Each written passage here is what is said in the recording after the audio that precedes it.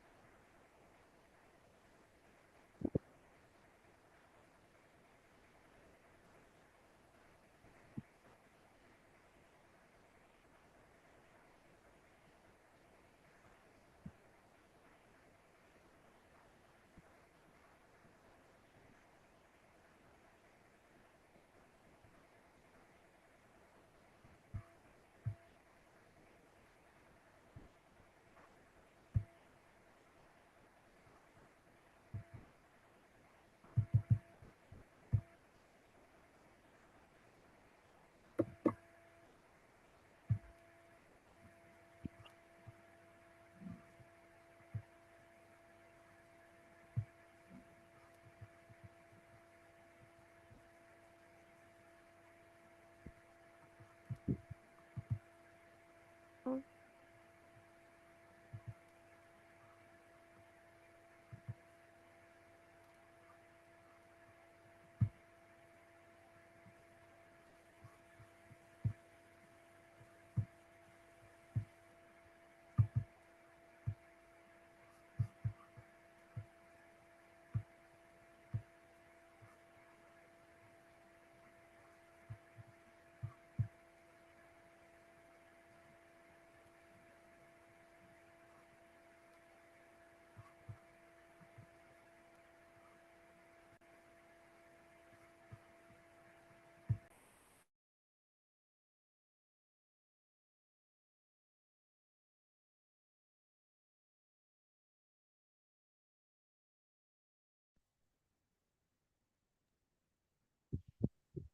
welcome to everyone who is joining us.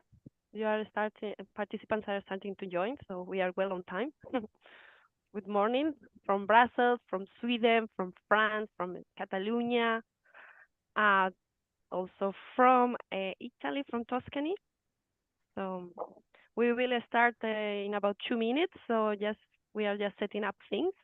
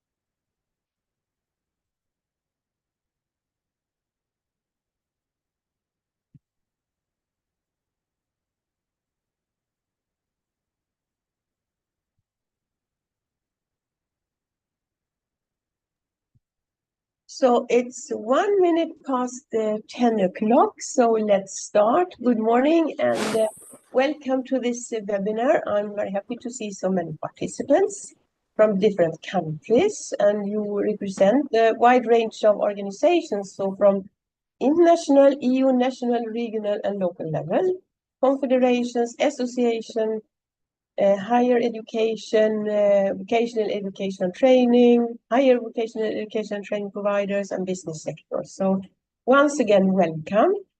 Before we start, I would like to hand over to my colleague Alicia for some housekeeping rules. Yeah, welcome everyone. Thank you, Camila. So yeah, I'm Alicia Gavan, working for the European Association of Local and Regional Authorities for Lifelong Learning. And I would like to let you know that please keep your microphone off during the session. Make sure that you rename your user so we can know who is participating. You can leave your camera open, but indeed we will be taking some pictures for our communication purposes. And the chat box is open to you for asking questions. We will have also some time for interactions during the session and after the presentations. This session actually is recorded, so then you can access the webinar online, and the PowerPoint presentation will be sent to you after the event. So thank you so much. I pass over to you, Camila. Yes, so on EU level and in our countries and regions and also on the local level, there is an ongoing topical and urgent debate about skill supply in different sectors. And fact is that there are big challenges on the labor market with skills shortages and skills mismatch. In former 3 webinars, we learned about agriculture, care, and the blue sector economy. And today, as you know, is a topic understanding skills, challenges, and opportunities in textile, clothing, leather, and footwear industries in European regions. The organizer of all these skills webinars, and so even today, is our working group on skills and labor market, led by Government of Catalonia, represented by Ana Cabero Cubertore. And I have the great pleasure to be the moderator on behalf of this working group. I come from Borås. I would say the capital of textiles in Sweden. We have a very long textile tradition. And my name is Camilla Winter. My organization is one of the associate members of ÖLAL, and ÖLAL stands for European Association of Regional and Local Authorities for Lifelong Learning. So good that we have an acronym. It's easier to say. So we start our session on the European policy level, and we will hear about EU initiatives for the development of skills for the textiles ecosystem. And I'm very pleased to introduce our first speaker, Cornelia Moore. You work in the European Commission in the Director General for Internal Market, Industry, Entrepreneurship and SMEs, DG Grow, and you are in the textile team.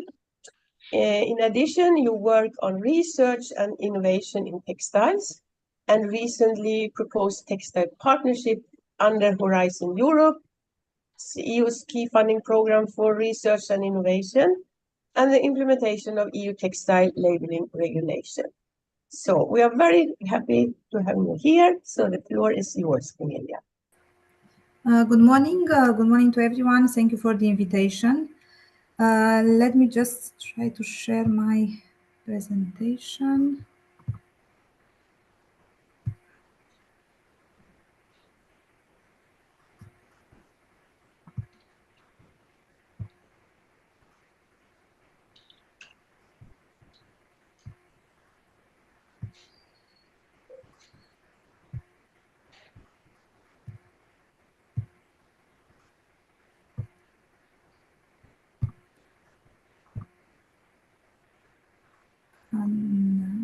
Does it work? No, I think no.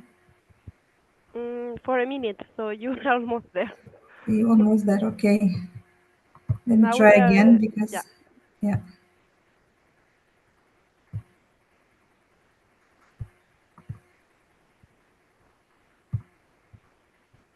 Somehow it doesn't work. I don't know if you can do it for me, Alicia. Maybe it's better because it worked a few minutes ago, but now it doesn't. No worries, it's fine. So let's start. Voila, there you go. Okay, perfect.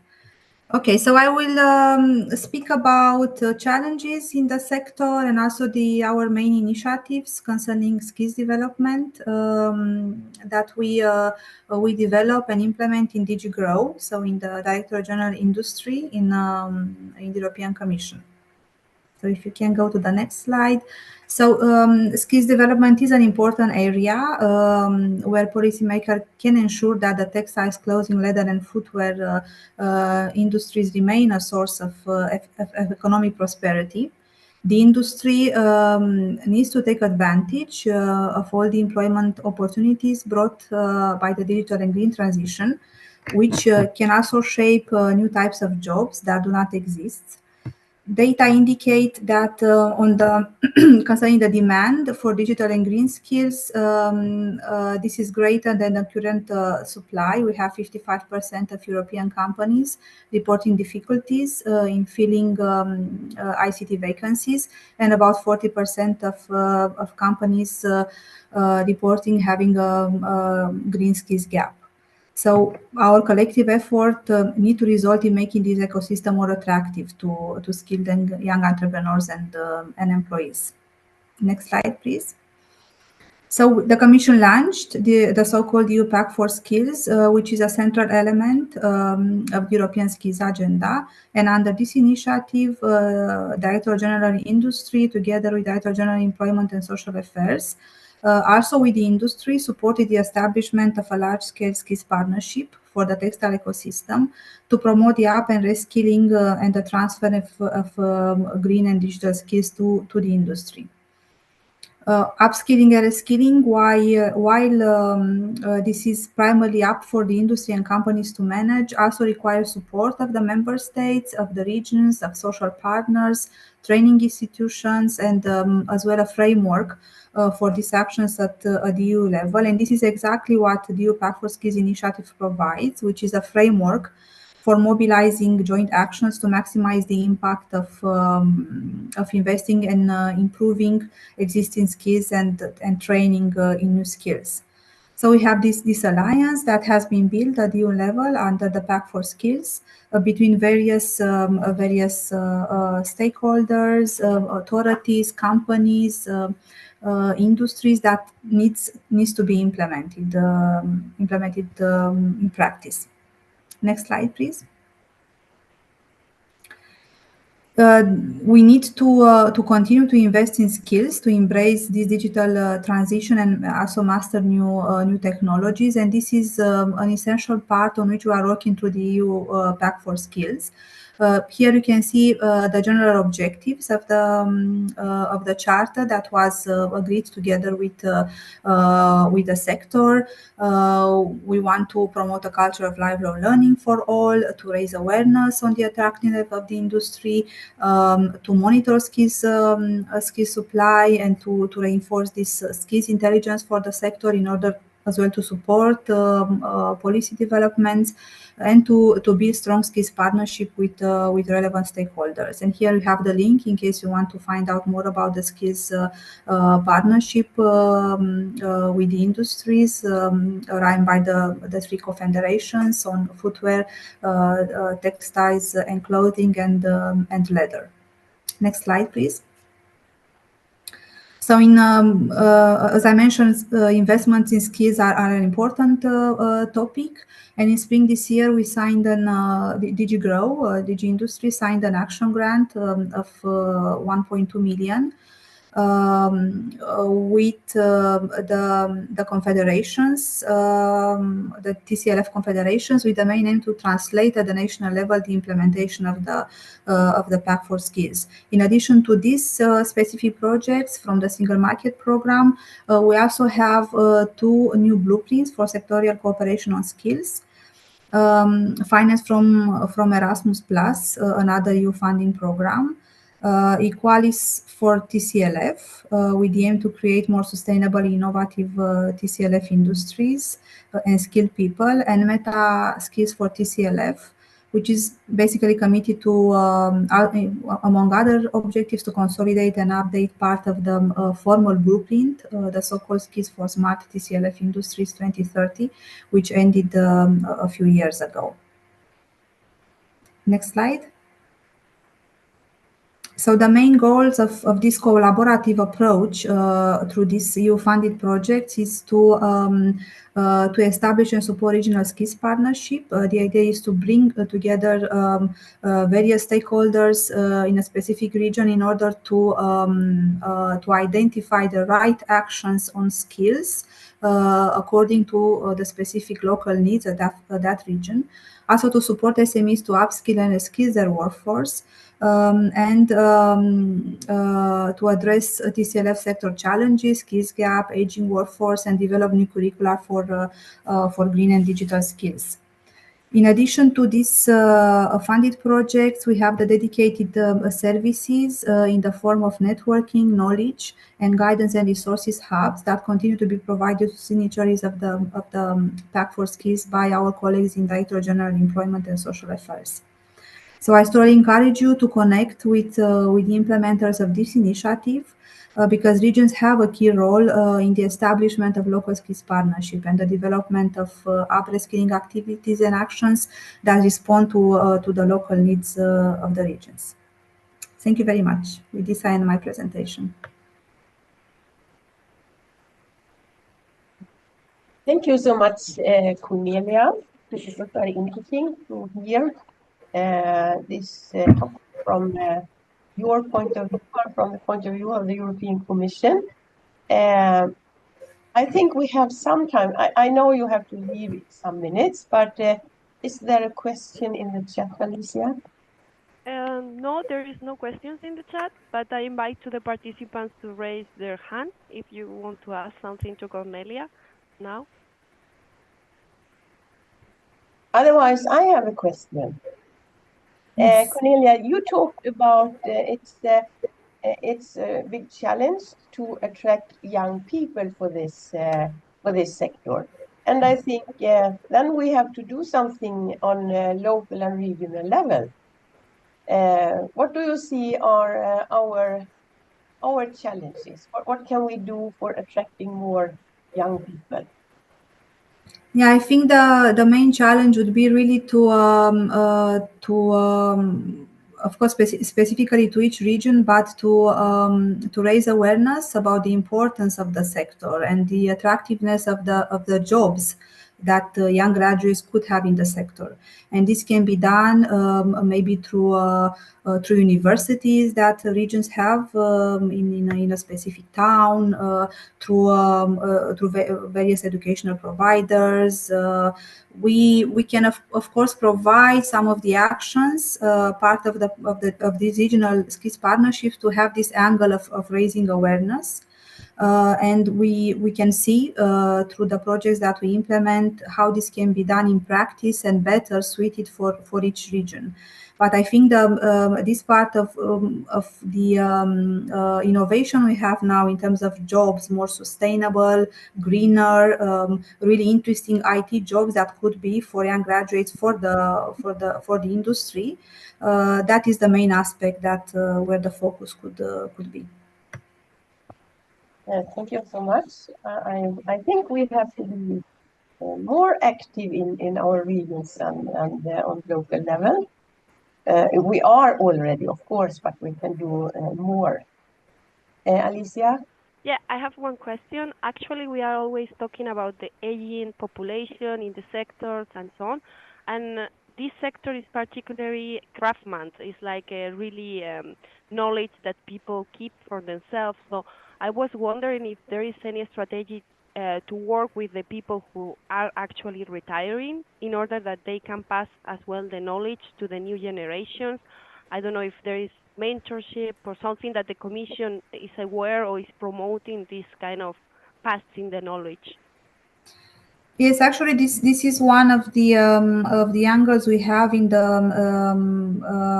project we implement from the Single Market Program, the 1.2 million. One angle is to have kind of mentorship schemes. So in order to have this kind of transfer of knowledge from one generation to the other, or mobility schemes, which means that from one region to the other. This is not yet the focus now in the project, because the project started in spring this year.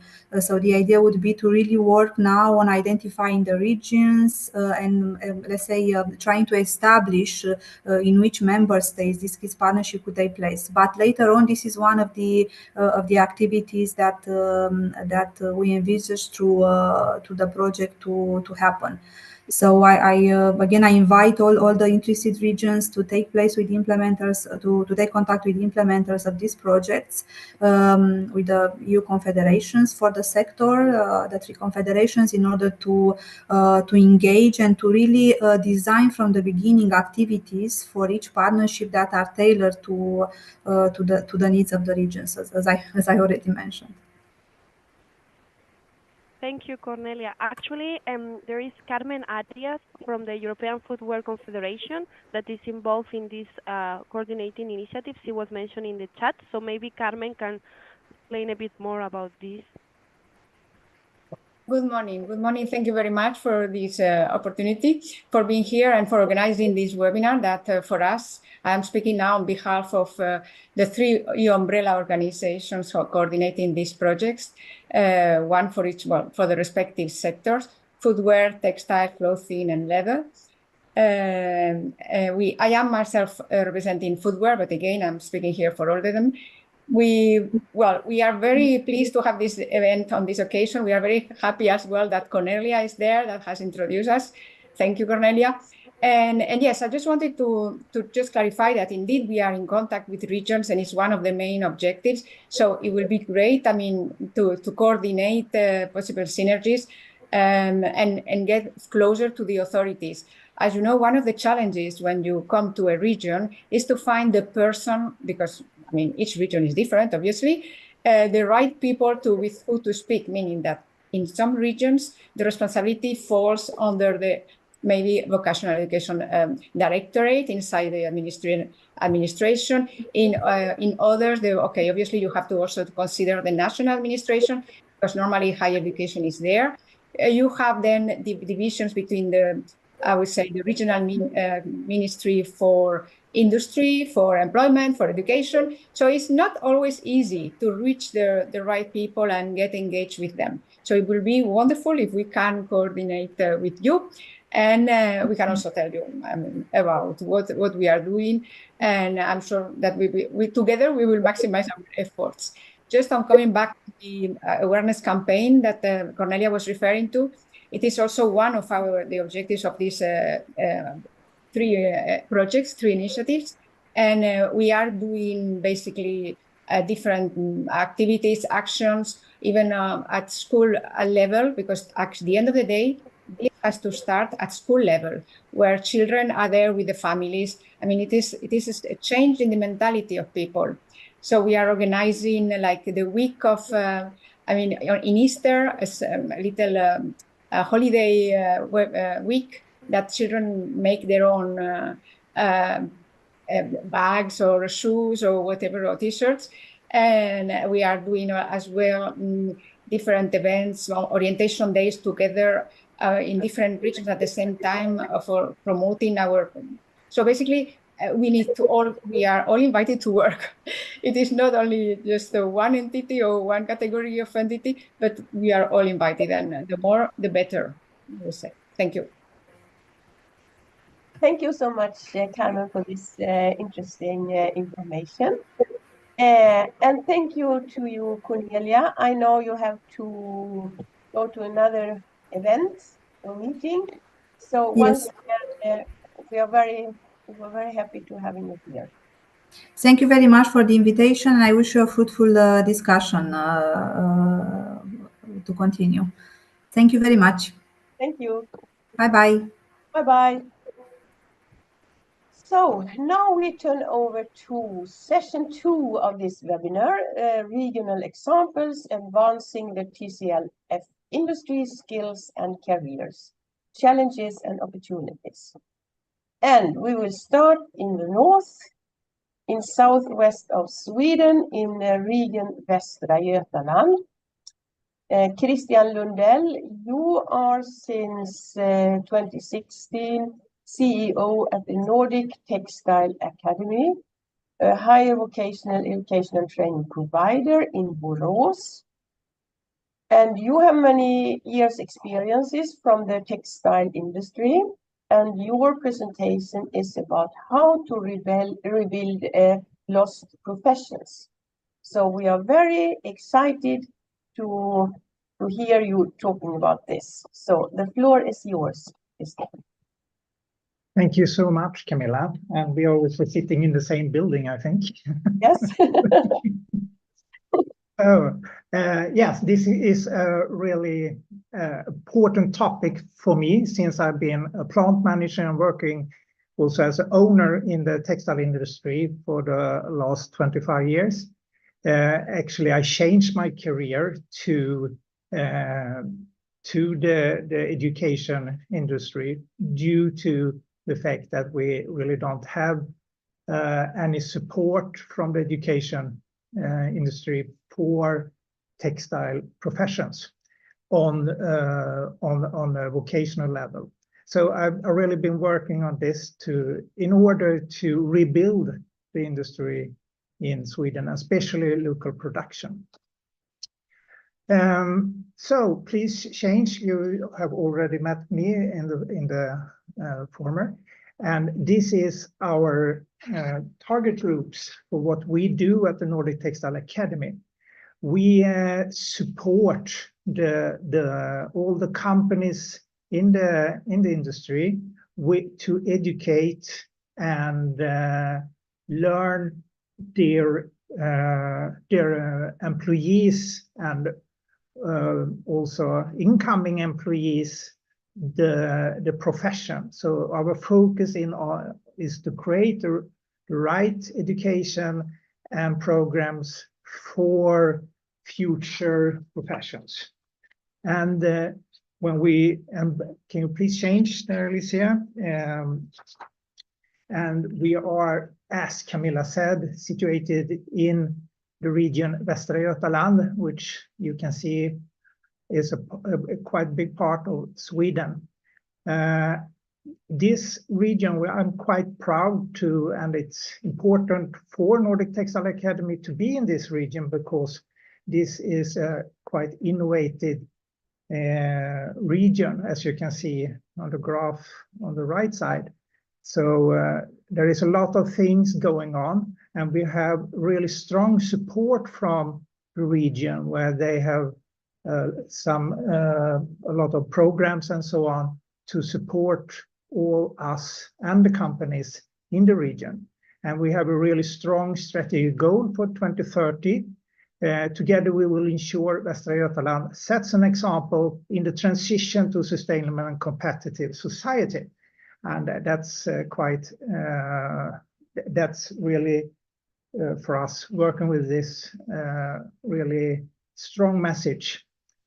And you can see what kind of focal areas we have, and we are of course especially deep into the circular business models. So please, Alicia, change picture, and I will go to the building I just mentioned. We are situated in Borås, and here we have a really nice building, the Textile Fashion Center, where you can meet all kind of organization working with the transition and the Swedish textile and fashion industry. As you can see, this is a big part of the Swedish industry. And we have a lot of companies, and especially a lot of new companies working with and helping the industry toward a circular economy.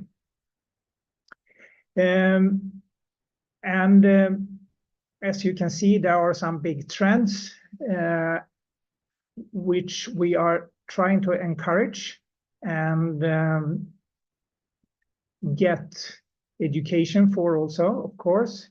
But as if you look into the Swedish perspective, you can see that the consumer behaviors is rapidly changing. So there is for example, the second-hand trade and business here in Sweden is rapidly increasing. The young ones don't want to buy new items. They prefer also to remake and repair and all that, used material. So, and you can also see increased demand for local production. So that's, we now have the perspective that we try here in the center to be the Europe's innovating forefront and creative hub. And so that's really encouraging. So please, next slide. I will talk now about the local production because it's heading back to Sweden. We have been lost a lot of production to Asia, of course, and other countries. But as the world looks like, there is a big trend now for local production and taking back. It's the transition for a circular economy, and it's also all the things that we need to have more production. Next slide, please, Alicia. So if you, the secret for us and what we are using is the European qualification framework. This has been the standard that we have been used to recreate all the occupations. Because when we lost all these professions to Asia, we also lost all the education and the interest from all the young ones. So now we have to rebuild both the education and interest for these programs. Next slide, please. So what do we use this for? We have been working now for 8 years with this system. And today, the qualification of the profession is the heart of everything that we do. From this one, we can create educational programs, the validation, and we also use it for statistics and, of course, all the job matching. So on the next slide, Alicia, you can see an example how we do it. And if you, this is an example for what we call the sewing operator, which is industrial sewing, where we have interviewed and have worked with all reference group and a lot of professions to see what this profession means. So we are today working with the stage 1, 2, and 3, and well, you can see the first stage in the industrial basics, and the second the textile basics, and all the industrial sewing. This is more or less micro credentials, and a lot of it's really similar, we have learned, to the frameworks of the micro credentials. So with all these modules, we can also use that for other occupations. Now comes some of the outlook for the future. And yes, please, Alicia, we are now in a big transitions. If we look into the lead times for creating new educations, there is these lead times, at least from my point of view, are quite long.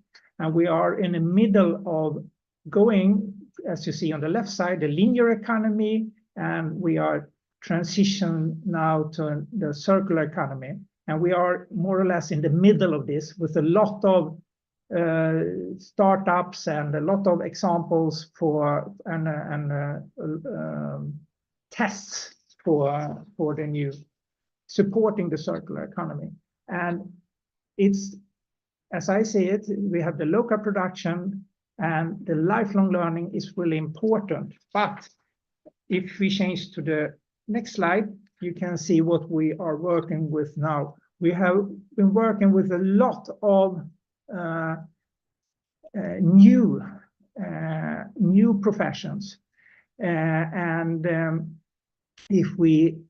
I have chosen another word for it because the green professions often means that you are working in some battery plant or something like that. So I have chosen the word circular job. And you can see there is a lot of new profession that we have to create quite fast to support the circular economy. And this is, we are now in a lot of applications and different projects that's supporting all these professions. And the next slide, of course, the education system can't be like it has been, where we are, at least I have been an expert all my life. You know what I mean? So the continuous learning says that we need to educate in a total other way. And I think to work with micro-credentials and EQF or system is the way forward to support all these transitions. So, my friends, that's what's my try to explain how we are working with all these new professions. And I think it could be a quick path or a way of getting things moving forward to a circular economy. So, Camilla, have you, that was my presentation, and Alicia, of course. Thank you so much, Christian, for your perspectives from a Swedish point of view. I hope all of you was interesting for all of you, and I'm sure you have some questions. Alicia? Yeah, we have a lot of questions from the same person, so sorry, but I will be just choosing one, so, because otherwise we don't have enough time, but I will be sharing later. So from Pepe Betancourt, maybe I will just choose, this one. The European qualification framework sounds good, but how will you ensure informal and traditional skills in remote regions, like the ones that they are not really, remote regions? Well, see if I understand. But as I mentioned quite quick, we have a lot of reference group. When we sort these professions out, we have a lot of skilled persons that which we interview, and we try to formalize and make the specifications, so to say, of the professions. And this, but as you saw also in one of the pictures, there is a fourth step, and that's also the specialization in every companies. So what we also try to do is what all the companies need for skills, so to say. Okay. And as you heard it, we are now on our 8th year in this, but now we have education, and we have a lot of new also courses, program, trains for education. So it's a bit a really lifelong learning for all us. Exactly. And also, Camila, we have a second question, and then we will pass to the next presentation, I think, from the Estelina, that she works at CEDAFOP, so it's the European Agency for Training, Vocational Education and Training. So she's asking if you could clarify the use of micro-credentials that you mentioned in your presentation, how it's used in the academy. We are, for example, from the other day around, we are working with repair now, with to be working in the repair industry. We, for example, have a micro-credential that says how to repair jeans. And how do you do that? And what kind of skills do you need to repair a pair of jeans? So that's one example of one small micro-credential. So we work with that right now, actually. That's an example. Thank you so much, Christian. Would it be possible for our participants to contact you when they have more questions? Yes, of course. I'm most active on LinkedIn, or if you want to mail me or something like that, of course. That would be really interesting to exchange all the knowledge you have also. I think we are in the same business. Thank you so much, Christian. And now let's move to the south. And we arrive in the northern part of Barcelona, in Catalonia.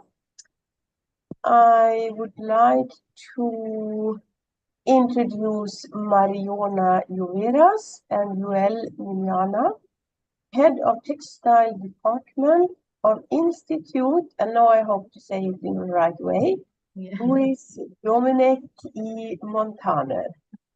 Perfect. English-German pronunciation. Perfect. So what we know about you, your mission is to foster student autonomy, teamwork, and project-based learning, closely mirroring the dynamics of the textile industry. And Mariona, you are the textile engineer, and Joel, you are the creative mentor. So you are, I would say, the best team for success. So we are very curious to hear more about your work. So the floor is yours. Thank you. Thanks so much. My name is Mariona. I'm a textile engineer, as you said, and I worked for years with flat knitting machines. But now I'm carrying out my vocation as a textile teacher. And I like the children only want to be designers or influencers, and my purpose is to train them to love the textile work. First of all, I'm gonna talk about the importance of the textile sector in the region. As you see, Spain has many textile regions. Catalonia is the 36% of the total textile production, and followed by Galicia and Valencia, maybe, because there is the Inditex group. You know, Tara, that means Tara, Massimo Dutti, Pull&Bear, but they are placed there, but most of the logistic production are mainly, and the design are mainly in our region, in Maresma. You see Catalonia, and this long orange thing is our Maresma. This region is plenty of textile companies. One out of every 6 companies is very dedicated to textile. Not only woven or knitted or to sew clothes, not only this, but also to technical clothes or home textiles. And most of them, or most of the companies, are very small companies. Next slide, please. Well, I'm Joel, the creative part of the center, and this is our building. It's really special for us because it's really historic. The beginning, it was an textile fabric. After that, developed in a university, the most important in Catalonia. And nowadays, we are the school where we teach these skills resonated with the textile, with the dressmaking and pattern making. Well, we have in totally 3 courses, different courses. At the beginning, we start with dressmaking and fashion, textile making and movement, and for the superior studies, we have a pattern making and fashion. Well, we have 100 years of education in textile, and it's important to remark the quantity of students. At the beginning, we have totally 60 students, but the textile making only have 15. Why? Because what happened with the young students and young people is the importance of the naming and branding. From them, it's like not interesting because it's not like super fashion, super Instagram world or this kind. For us, one objective is these students that arrive to our school discover that the fashion is more than a shooting or than a runway. Could be a profession to create all the process to create an address or a collection. And this is our objective in the first course. If you could please the next slide. Okay, why? Why do we exist? Well, for us, our idea is we are like a bridge. We are in the middle of the students and companies. In one side, we have the students arrive with a lot of energy, but they need to have a knowledge to work in the textile industry. And we have another part on the other side, we have the companies. These companies need the new hands because nowadays we have the textile, we talked about the new generation, the ending of a part of the generation, the workers are older and we need to improve new hands. Well, we are in the middle and you could imagine it's a big work for us because sometimes we need to explain to the students the companies is totally different to work in a school, and companies we need to explain that the new generation is different and think different, and we are in the middle. Well, what happened with the students with the 18 years old? Okay, when they finish the studies here, they mostly decide to continue studying in the next course, that is the pattern making. Well, when the students finishing the superior studies, is the time to go to the real world, to start to work. And we have a 45% of our students at the end of our course have a job. The others, the 20, continues studying and work, and the 35 continue studying a degree in a new university or in another country, but that is our system. And please, the next one slide. Well, for us, this is the sentence of this year. We are more than a fashion design. I will share this sentence because this year, the students of the second course, when they arrive, they say that. And we are really proud, all the teachers of the school, because it's the first course that understand that they are more than a fashion designers. They can work in productions, they can work in a pattern design, can work in other parts of fashion. And well, nowadays we start the course and we are working really hard to give the best opportunities in the real world that starts next year for them.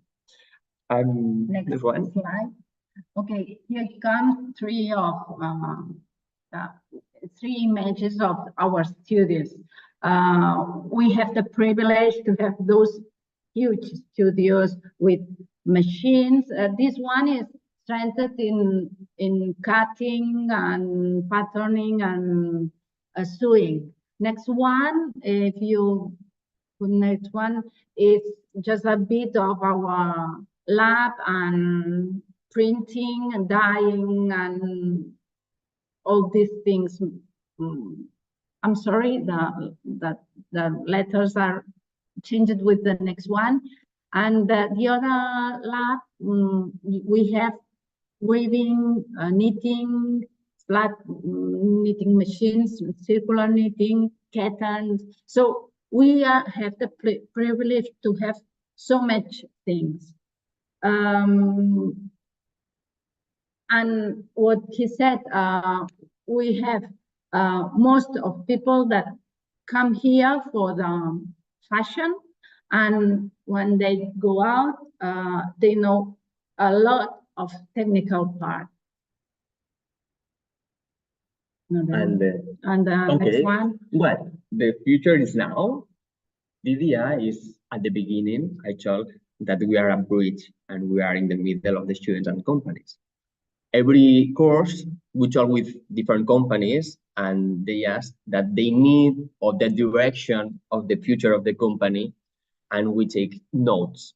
And for example, they're talking about the new technologies, the new machines, and our idea is teaches the students these technologies. For example, with the software, we are the first school in Catalonia that teach the software Cloud 3D.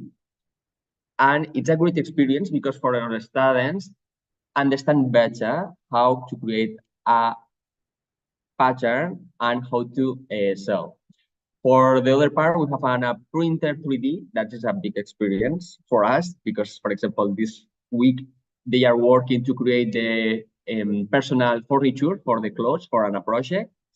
And other one is the machine, the Shima Shaky. That is an, how do you say? You can do knitting. I think they know. I asked because the Mariana is the expert. You could imagine. I am the expert in the software programs.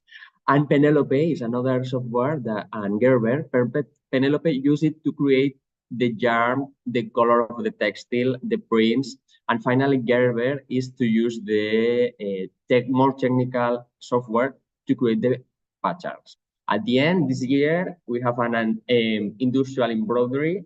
And the idea is that our students have the more opportunities to learn because later to share in the company and will be a big developer profession. And please, next slide. With all of that, we make like a cocktail and we are going to present that real project that we do it. For us, our methodology in the course is we're talking about the young people. And nowadays we see that the young people, it's quite difficult to stay like 20 minutes sitting and only listen. We change this idea and we do it all practice or only say like 10 minutes of theory. And after that, start the practice or start with the practice and at the end, make a review of the theory. Here we have an example that we have here. I don't know if you see in our camera, but it's a pillow. And the idea is one of the students making the pillow and he has the print that Mariana explained better. Here and here. Okay. And Mariana, please.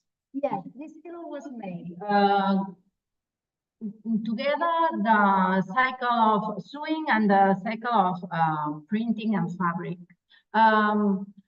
It was a very nice project because not just the like this, not just the sewing part, not just the dyeing part, the printing part, all together. And this is, oh, I'm sorry. We cannot. I'm going to share. No worries, no worries. Yes, you can see it in the pictures. Yeah. When the child reaches 37 degrees, the blue color disappears. And they have to do everything: design, print, prepare the dyes, prepare the textile, sew. This year had also done this. A ver si podemos. This body, and the idea is this print is made with an special ink that when you prick the color, smell lavender. No, that's the idea. Not only the color, also it smells fine. So we try also always to improve our methodology to take the pupils with us to enroll to love the textile things. So Yes. next slide. And well, hope to see you soon. And you are invited to Canet de Mar. It's a nice village in a Mediterranean. We, for example, in the school, we can see the sea, and well, this is your house. Thank you. Thank you so much, Mariona and Joel. It was interesting to hear about your experiences in your region, in your institution. Alicia, do we have some questions in the chat? No, but maybe Carmen wanted to take the floor. I don't know if now is fine for you, Carmen Arias from the Confederation. I don't know. Yeah, see, there she is. Oh no. Okay, maybe so. Yeah. Yes, sorry. Okay. I could not find the micro. Apologies. No, yes, thank you very much again. Well, I was very pleased to hear both interventions, obviously, in particular from Christian, because in one of our initiatives, we are working with Sweden. So oh, mamma mia, my camera. Yeah, now. I see that the Borasson municipality is also present today, which is one of the partners of the MetaSkills project. So we will be very pleased to contact Christian later on. When it comes to Catalonia, again, also thank you very much for this intervention. We are also under one of the other 3 initiatives, that is the Skills Bridge. We are planning to help the partners there to establish a pact for skills, meaning a skills alliance at regional level on the TCFL. And obviously, we will also be very interested to get in touch with our colleagues here today. Thank you for both. You're welcome. Thank you so much, Carmen. We are in time, so I think we go to the east and then we arrive in Tuscany. In the region of Tuscany, and Miriana Bucalozzi, you are head of apprenticeship and work-based learning activities, and you work in the EU project unit. You will talk about TCFL and Made in Italy skills support, the ITS Foundation system, and the case of MITA Academy in the Tuscany region. So I'm very pleased to give you the floor now, Miriana. Thank you so much, Camilla, and thank you to the previous presentation for providing us with a great overview of what we are doing across Europe for this sector. I am going to share my presentation and briefly first present the sector here in Tuscany. I hope that now you can see the presentation. Yet, can you confirm me? Yes. Thank you. So I was saying that I will present first a little bit the fashion district, which is not only a district, but I must say a system across Tuscany. I think that you have heard about Gucci or Ferragamo, just to say 2 of the companies that are born here in Tuscany, but they belong to very well-known brands made in Italy, but also in fashion, and they are not the only one. This is a strategic sector for our region. Here in this slide, I just put some figures from one of the latest reports on the sector. You can see, for example, the different sectors and the different areas where they are producing all the stuffs from them. We can talk about a very great sector, which is made in Italy, but also TCFL. So we are talking about manufacturing specialization, we must say that, dedicated to the production of clothing and footwear and accessories. So on the right side of the slide, you can see the location of those productions, mainly in the area that are colored differently, because different colors means different specialization. This has a great history. So they were born before, years and years ago. They went under the great crisis of 2008. They overcame this crisis, and they grow. So considering this, they also show a great resilience, we can say that.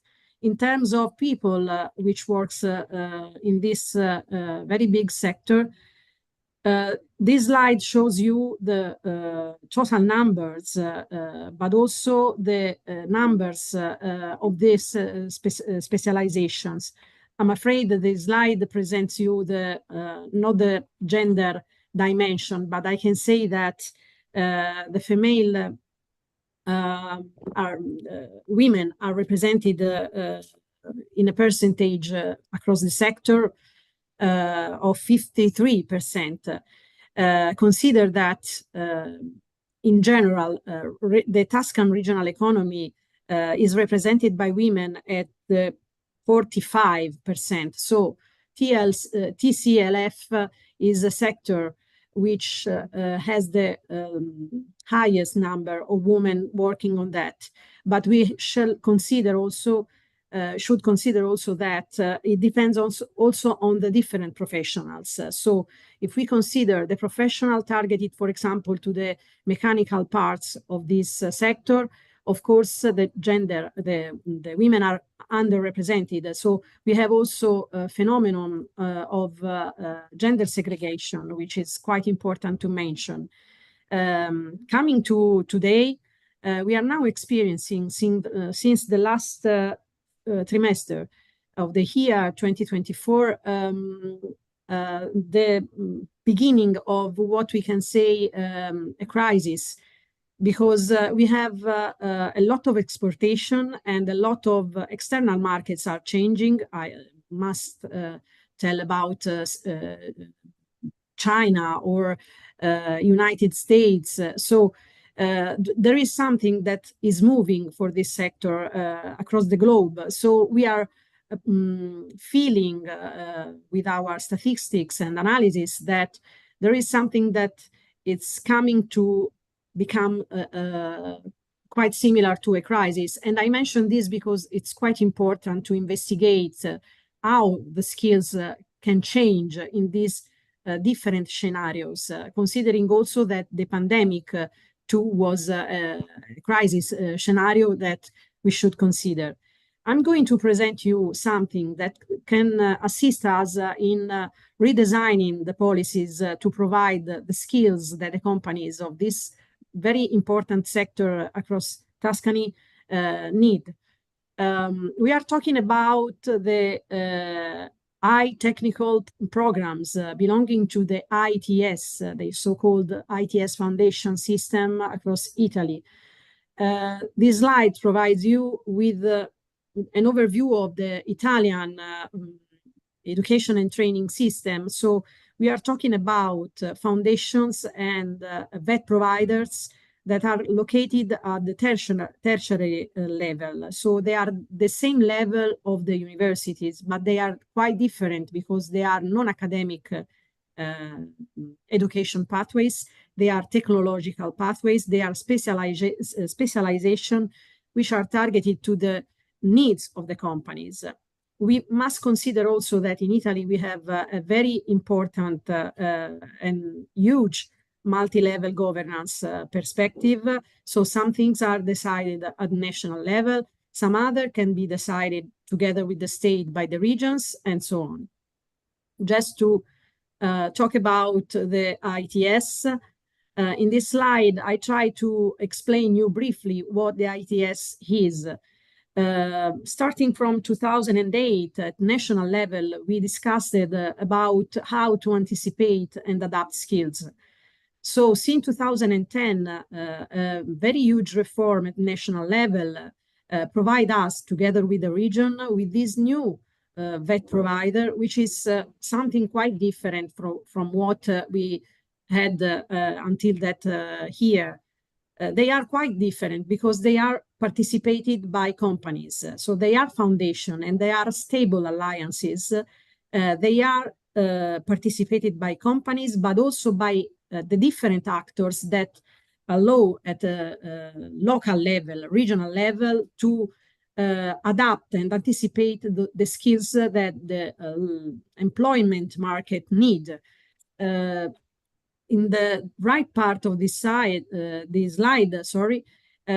I just try to represent the governance model. When I say foundations and I say that they are participated by companies, I mean that they are participated by companies, but also by schools, by the vet providers, the private ones, which are skilled on a certain strategic sector, economic sector, by universities, by research centers, or even by local authorities. In many other activities, not only in ERLAL, but even in different table that we participate in, we talk about skills ecosystems. Okay, ITS Foundation are something which are located in a certain skills ecosystem, and they represent in a certain way a skills ecosystem. Then they underwent in a major reform in 2022, and they were reformed as a specific reform belonging to our national resilience and recovery plan after the pandemic. So this is something that we must mention. I just told you about the governance model, just to say that at national and regional level, we decided to have those ITS foundations only in certain strategic sectors. So the strategic sectors are decided together with the state, but each region can decide which are the regional strategic sector that can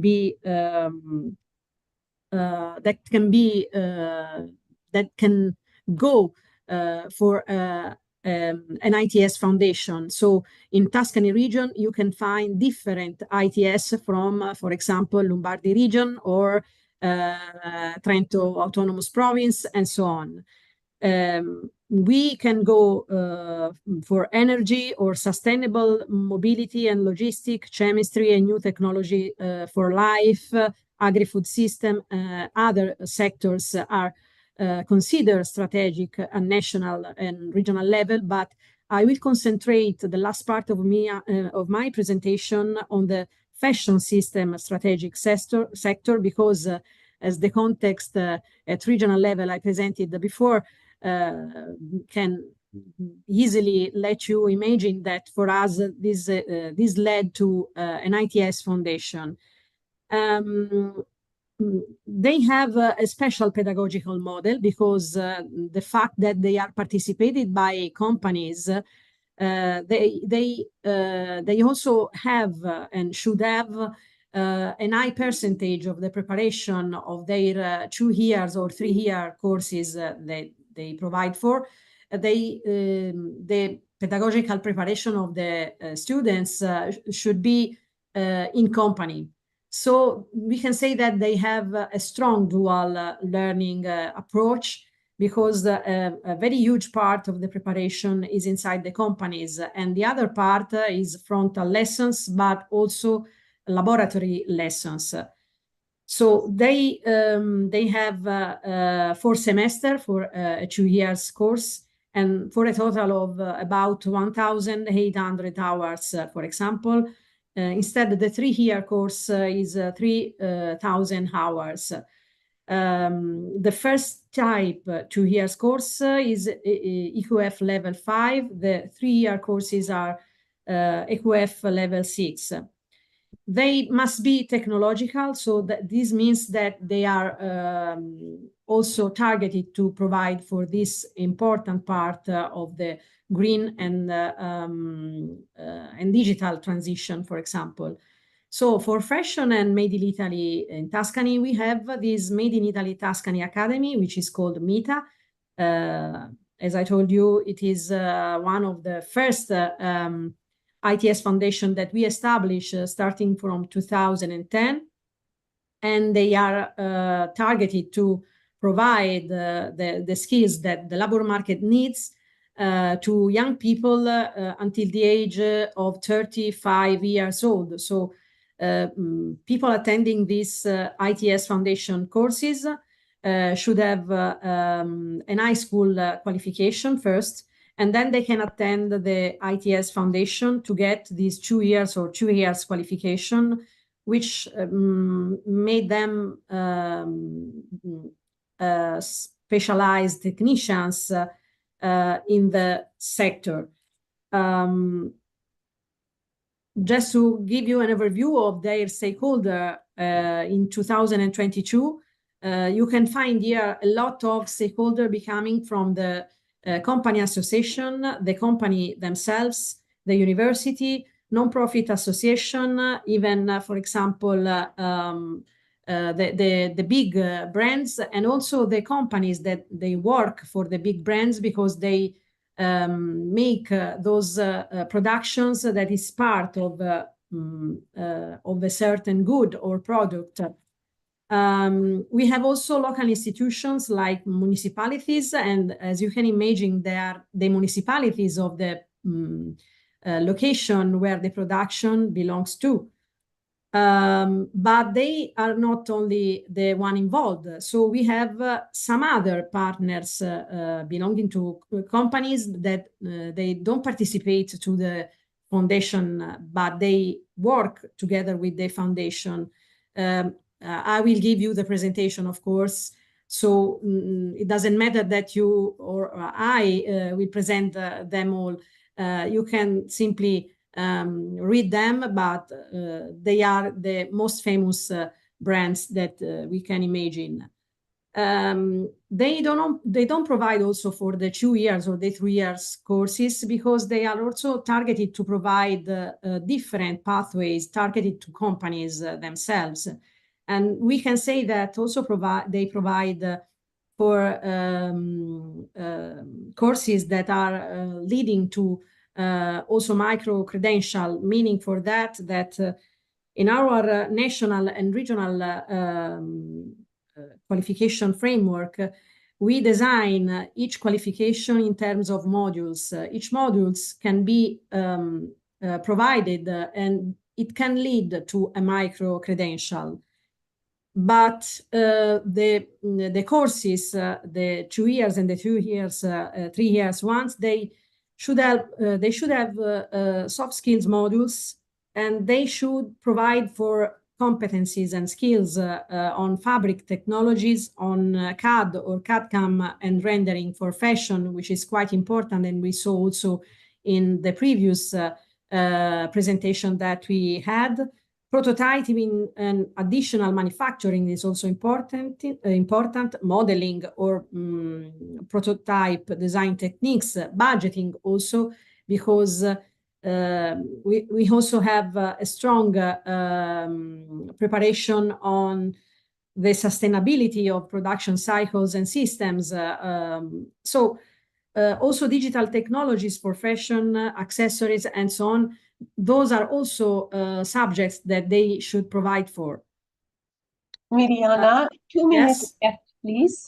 Yes, but we are at the end, because I already mentioned about the internship, which is quite important in the pathway, during the pathway, because they 40 or 50% of the preparation is in company, as I mentioned initially. And I can close with those last two slides just to show you the numbers of this ITS Foundation. We started in 2010 with just one course per year with 20 students, because the maximum they could have is 25, financially supported by the region by means of state funds. We are now in 2024 at 33 courses with more than 900 students and 500 graduates from the 2 or 3 years courses. And financially, they are supported by us by means of European Social Fund or the resilience and recovery plan resources that we have at national level, but they are given by us. Last but not least, the graduates from the ITS Foundation MITA, they have a rate of success rate, meaning that they enter the labor market in a stable way, in the 95% of the numbers that we have in terms of graduation. So this was my last slide. And these are my contacts in case you would like to know more about them or about the ITS Foundation system. Thank you so much, Miriana, for this very interesting speech about the Tuscany region. I think we learned a lot, and I'm sure you will have many messages with questions after this session. And I hope it's okay for you. And you already said you have your email address on the last slide. So I'm sure you will, many participants will get in touch with you. So thank you. And now to the last region, from Florence to France, to Saint-Val-de-Loire region. And I have the great pleasure to introduce Lise Sherif. You are project manager at the region, and you are responsible for trainees and citizens on vocational lifelong learning, and also Marc Gossin, who are also project manager, and you are responsible for issues related to Europe and job training. So the floor is yours. Yes. So hello, everyone. Thank you for inviting us. For our presentation, we have decided to focus on a specific part. We have decided to focus on the leather good industry and in a special region area in our region. Hello, everybody. So the region Centre-Val de Loire is a crucial hub for luxury and TCFL industries in France, with enterprises such as Louis Vuitton, Dior, Shiseido implemented in the territory. So for this presentation, we worked on skill development linking both industries, luxury and TCFL industries. And this is what we've chosen to talk to you about. This is why we choose a program the Région Centre-Val de Loire implemented in the leather good industries, linking both vocational skills training and employment in a specific aging era. Next slide, please. So what we have to know is that the leather good industry is crucial in France. In fact, more than 37,000 people are employed in the leather good industry nationwide. And it is a very specific industry because it is very spread.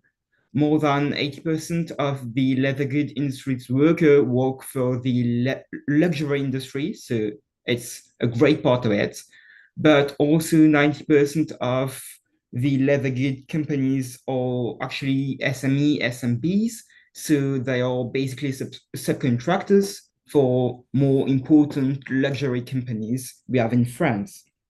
This industry is very crucial because of the Made in France branding, the tourism industry, and also the sustainable development aspect of the luxury and leather goods industry in France. Next slide, please. Thank you very much. Okay, so leather goods is a very crucial industry in our region. 52% of TCFL industry is concerned by leather. Leather industry employs 5,000 employees in the region. These are figures from our regional statistic platform, and 40% of them are employed into the French leather industry sector. Next slide, please. So we had basically an issue coming on from the Vendôme territory. The local authorities there wanted to develop in their territory the luxury manufacturing and craftsmanship aspects of economics, basically. This territory is at the western part of our region, but it's basically next to Paris, and it's very attractive. This is why local authorities decided to focus on the luxury and craftsmanship industries to develop. Next slide, please. So the Vendôme territory is a territory with very particular needs inside our region, because the issues we had, it's an aging territory. The population decreased by 4% between 2050 and 2021. These are figures from our National Statistic Institute. It's a rural era with specific needs in mobility, for example, and there is a low, the unemployment rate is at 5.8, which means hiring difficulties for industries. The number of jobs in the era is the labor force in the same era. We weren't having training opportunities on the leather goods in 21. So, next slide, please. So basically, the companies working on the leather goods industry in that territory came to the region and came to other local authorities asking us for basically help, because first, and they discovered that a high proportion of employees of there were about to retire, and that was going to create a problem, that there was a great inadequacy between traditional education and their specific needs, which is very skilled oriented, and also that there were basically no training opportunities in that area for people to get skills in the specific industry and to be able to fill workers' jobs in the leather goods related industries. And so because of that problem, they came to us and they basically asked us to implement some solutions, given that we had some other training program going on in other regions and in other sectors. Next, please. So we had to create a solution to the issue at stake, which is a new initiative from the Région Centre-Val de Loire, the DEFI project. DEFI means, it is the acronym, the French acronym of Développement de l'emploi par des formations inclusives, which is development of employment by inclusive training. It's a win-win situation with a partnership between region, private actors, Step by steps, we co-built the project with enterprises. First of all, we put the definition of the skill needs. Then we implemented a specific training, a co-building in specific training. We participate with the training centers, and we region to the hiring process, of course, with enterprise. Then we sign a convention between the region, enterprise, and the training center. At the end, the trainees are recruited.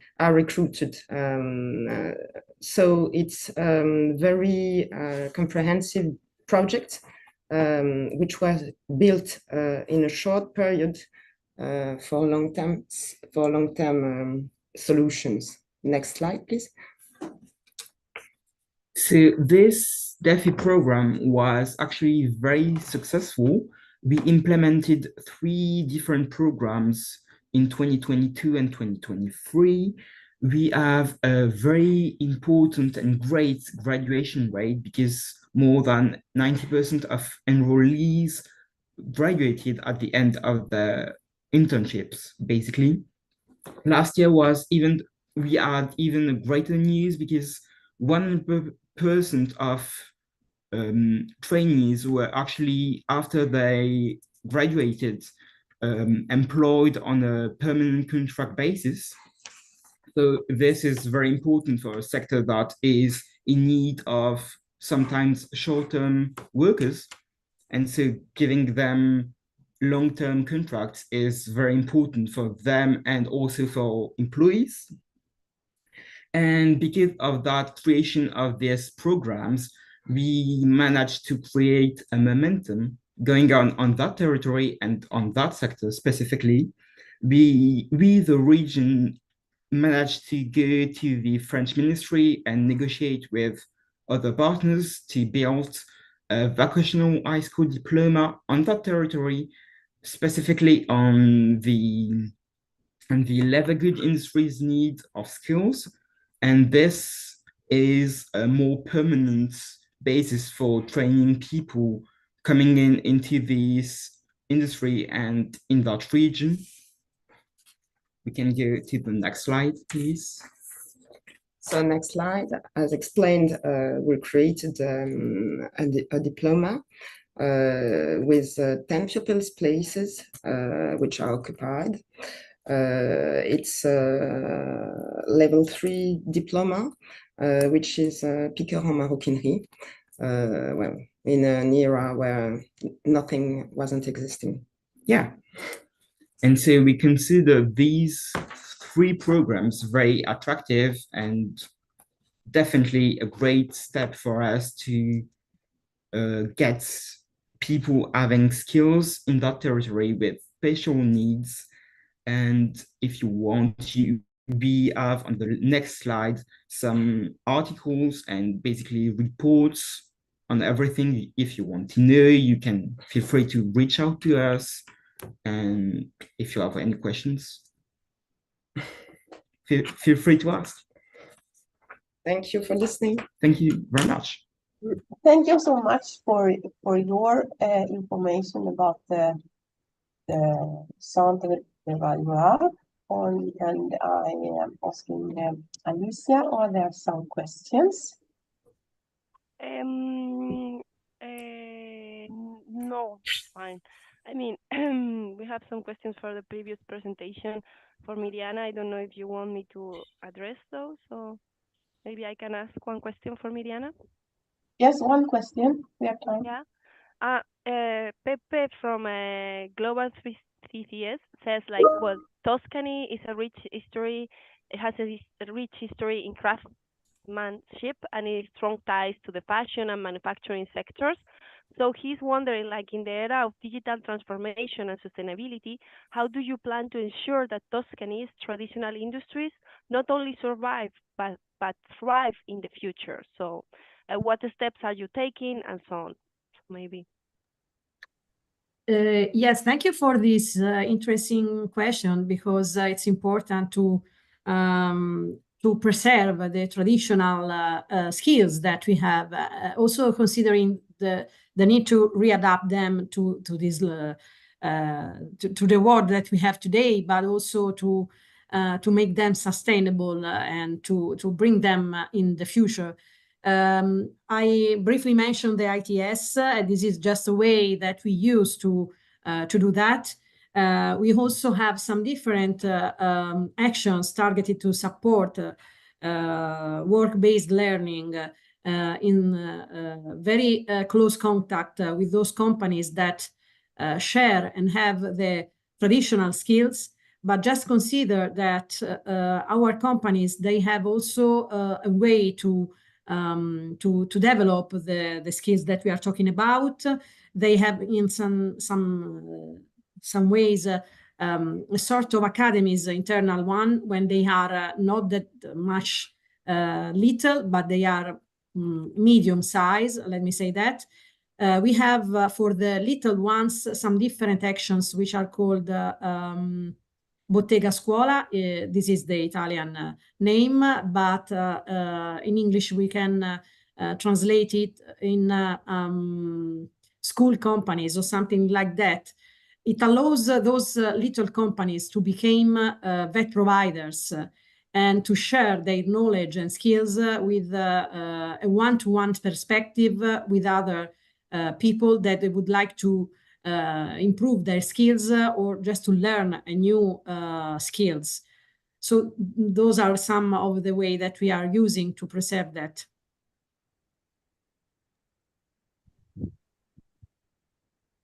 Thank you so much, Diana. Do you have more questions, Alicia?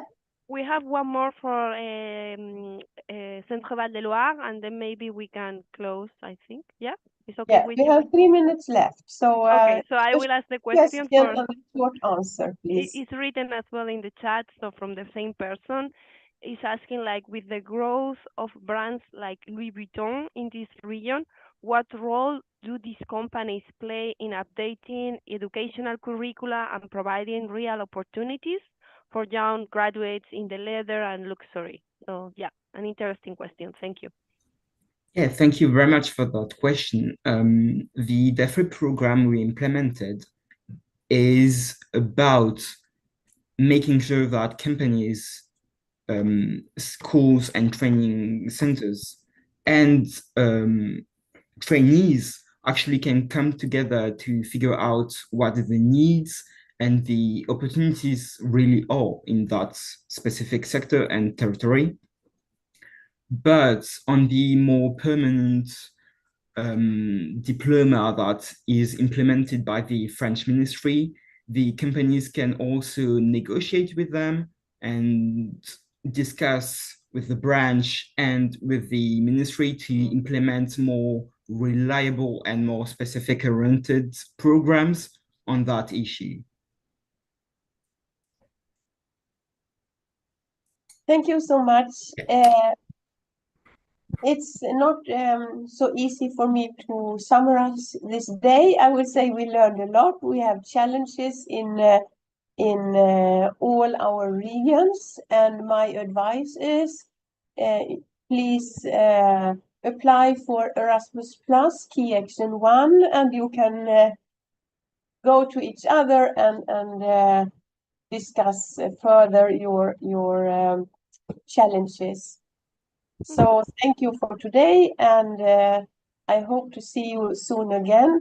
The last slide, Alicia, and then yes, we sure. say goodbye. Then you can see the next webinar about the creative and culture sector. So we will come back with an invitation as soon as possible, and as you see, it will be in December, January. So welcome back to the next webinar. And we will be sharing the recording and the presentation and all the materials really soon. So yeah, just to say that. Yes. Goodbye, and thank you so much. Thank you Thank so you much. so much. Bye. Thanks to all the Thank you. speakers and Camila for moderating. Thank Have a you. nice day. Bye. Bye-bye. Bye-bye. Bye-bye.